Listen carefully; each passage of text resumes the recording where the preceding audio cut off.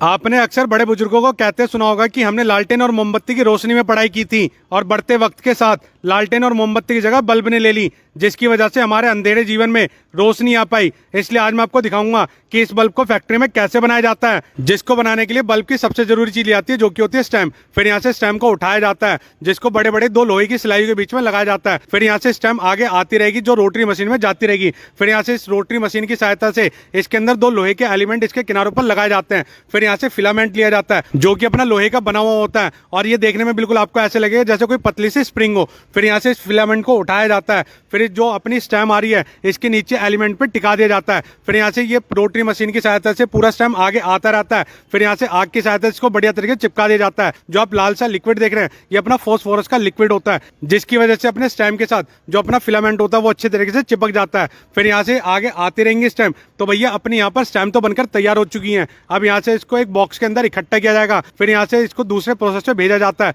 जहाँ पर इसको दोबारा से फिर से एक रोटरी मशीन पर लगाया जाता है।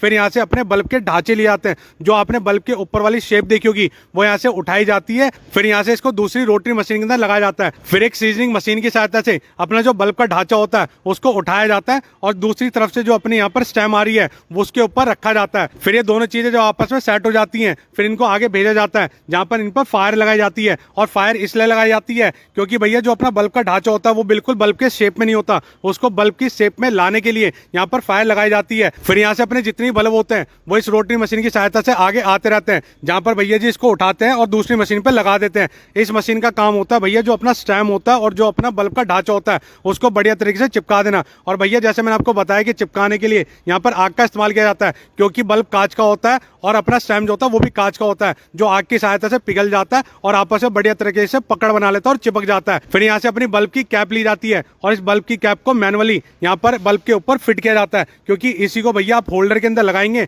और इसी से इलेक्ट्रिसिटी पास होगी और इसी की वजह से अपने बल्ब के अंदर रोशनी आएगी। तो भैया यहाँ पर इसको बढ़िया तरीके से फिट करने के बाद दोबारा से रोटरी मशीन के अंदर लगा दिया जाता है क्योंकि भैया यहाँ पर जितना भी काम चलता है वो सारा ही मशीनरी प्रोसेस में चलता है। सिर्फ इसके ऊपर जो कैप लगाने का काम होता है वो मैनुअली किया जाता है। फिर यहाँ से बल्ब के अंदर से तांबे की तार को बाहर निकाला जाता है क्योंकि भैया आपको पता ही होगा कि तांबा जो होता है वो इलेक्ट्रिसिटी का गुड कंडक्टर होता है जिसकी वजह से बढ़िया तरीके से इलेक्ट्रिसिटी पास हो पाती है। फिर यहाँ से इस बल्ब को भेजा जाता है सोल्डरिंग प्रोसेस के लिए। तो भैया ऊपर से एक मशीन आती रहती है जो इसकी कैप होती है, जो अंदर से तांबे का तार होता है वो उसको सोल्डरिंग करती रहती है। फिर इसको आगे भेजा जाता है जहाँ पर इसमें इलेक्ट्रिसिटी पास कर देखा जाता है कि अपना बल्ब अच्छे तरीके से जल रहा है या नहीं जल रहा है। और आपने इसको जलते हुए देखा होगा कि इसके अंदर धुआं उड़ता है। तो वो धुआं किस चीज़ का होता है? तो जो मैंने आपको पीछे दिखाया था कि फॉस्फोरस का लिक्विड लगाया गया था वो यहाँ से भाप बनकर उड़ जाता है तो वो उसी का धुआं होता है। और इसके बाद देखिए हमारा बल्ब पूरे तरीके से तैयार